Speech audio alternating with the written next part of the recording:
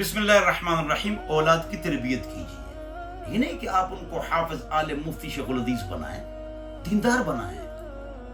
तरबियत क्या चीज है? तरबियत क्या है? बच्चे के दिल में खुदा का खौफ ही पैदा, अल्लाह से डरे। बस जब वो अल्लाह से डरेगा, ये उसके दिल में आप पैदा करो कि अल्लाह मुझे हर हाल में देख रहा है, वो रिश्वत नहीं लेगा, गुनाह नहीं करेगा, किसी के साथ जुल्म नहीं करेगा, चाहे कमिश्नर हो। मेरे वाले साहब फरमाते थे अल्लाह को दीनदार चाहिए, अल्लाह का खौफ तरबियत है। डॉक्टर, वकील, प्रोफेसर, लेक्चरर, जियोलॉजिस्ट, पिथियोलॉजिस्ट, सोशियोलॉजिस्ट, ये उसको पढ़ाओ, लेकिन उसको दीन पढ़ाओ, तकवा पढ़ाओ, लिल्लाहियत पढ़ाओ। और ये चीजें physics, chemistry, economics, logarithm, math, geology, पिथियोलॉजी, इकोनॉमिक्स और बॉटनी, इसके अंदर ये चैप्टर नहीं है। वालिदैन की तरबियत, वालिदैन की इज्जत, बच्चों की तरबियत, बीवी की इज्जत, पड़ोसी के हुकूक, ये नहीं है। ये तो कुरान और हदीस में है। कुरान और हदीस में एटिकेट्स, अखलाकियात है, प्रिंसिपल्स, उसूल है।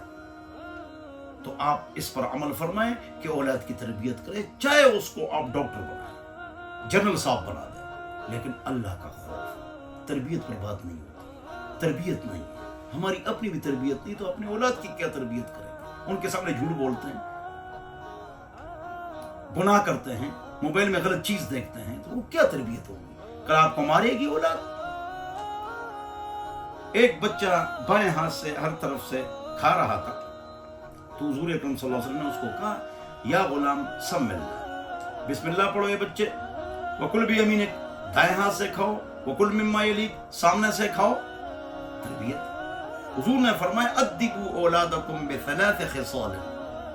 हुजूर अकरम सल्लल्लाहु अलैहि वसल्लम ने फरमाया, औलाद के दिल में 3 बातें पैदा करो। हुब्ब नबीकुम, पाक नबी से मोहब्बत, उनके किस्से सुनाओ, दस्तरखान पर तालीम के हल्के लगाओ, गाड़ी में हुब्ब नबी व हुब्ब तिलावतिल कुरान, कुरान की तिलावत उनके दिल में बैठाओ।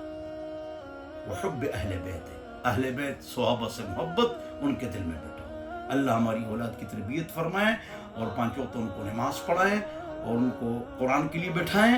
और बच्चे नकल करते हैं, तकरीर नहीं सुनते हैं, लिहाजा अपने आप को ठीक करो, आपके बच्चे भी ठीक रहेंगे, फिर आपकी कल कदर भी करेंगे। वस्सलाम।